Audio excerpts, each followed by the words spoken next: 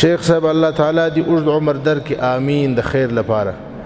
پوښتنه مې دا ده چې موږ اورېدلي دي چې د مکې شریفې د طواف په ځای کې ډېر نبیان دفن دي.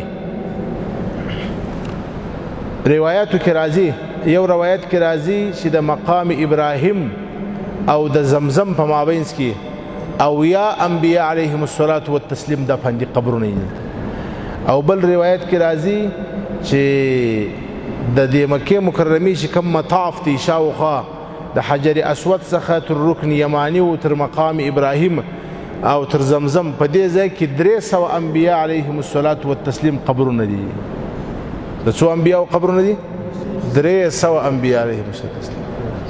نو ځکه مخکې بیان کې موږ دا خبره وکړله چې الله جل شانه چې کله د یو چا نصیب وکړي هلته ولاړ سي، ډېر ادب به کوې، ډېر احتیاط به کوې.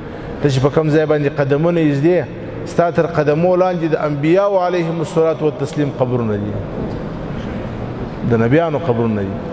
بې ادبي کول، بې احترامي کول، ټیلې وهل، ټمبې وهل، بعضې خلک چې دي هغه شور کوي، جنجال کوي، دا شان ټوله چې دي د بې ادبۍ په زمره کې راځي. ډېر احتیاط به کوي. روایاتو کې شته دا خبره، تر 300 انبیاء علیهم الصلاة پر ذکر راغلی دي.